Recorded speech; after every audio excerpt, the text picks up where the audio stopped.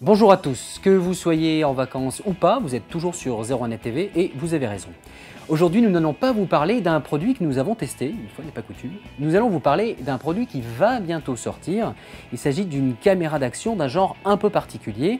Cette caméra s'appelle Pixpro SP360, elle est prévue d'ici la fin de l'année et elle a une ambition, révolutionner le marché de la caméra d'action.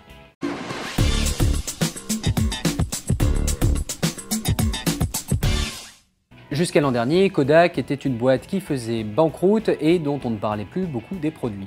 Depuis le début de l'année, Kodak renaît de ses cendres. Elle a été rachetée par une entité asiatique, une boîte taïwanaise qui produisait des optiques. Et Kodak est revenu en grâce avec une première caméra d'action que nous avons testée dans 01net, la SP1. Et après les tests, excellente surprise, le nouveau Kodak est capable de sortir des appareils de très bonne qualité. Mais pour aller plus loin que la simple copie de la caméra d'action, Kodak nous a envoyé le premier prototype entièrement fonctionnel de son futur modèle, la SP360. 360, comme son nom l'indique, parce qu'elle est capable de tourner à 360 degrés.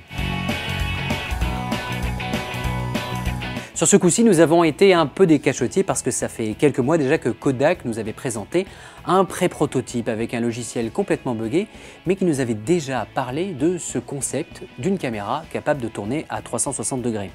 360 degrés, c'est une vraie prouesse et la prouesse, elle tient dans l'optique, une optique originale qui ressemble un petit peu à un œil humain et qui est capable donc de filmer presque devant et derrière à la fois.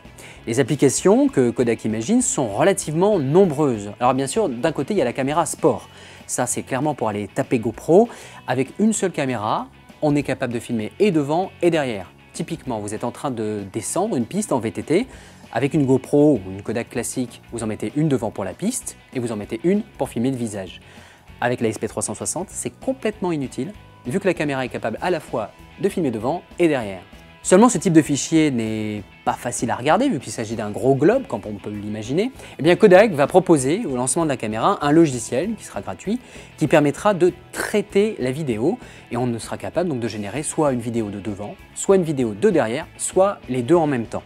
Et cette révolution vidéo, elle tient dans la forme des fichiers et dans le logiciel, parce que pour aller plus loin que cette simple caméra d'action, Kodak a imaginé d'autres utilisations. Par exemple, si je la pose comme ça sur une table, elle est capable de filmer tous les participants et on pourra en post-production découper chacun des intervenants pour faire un fichier vidéo où on voit tout le monde avec une seule caméra. Autre type d'utilisation, la caméra de sécurité. Bien placée dans le coin de cette pièce par exemple, je peux filmer l'intégralité de tout ce qui entre et qui sort, du bas de la plinthe jusqu'au bout du labo, une vraie prouesse technique.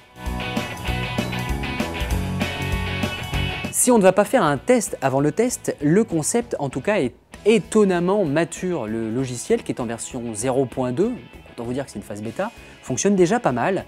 Et on est capable de faire énormément de choses avec un seul fichier vidéo. En termes de qualité d'image, avec son précédent modèle, Kodak a su convaincre. Donc on espère que la qualité d'image sera là pour le modèle à 360 degrés.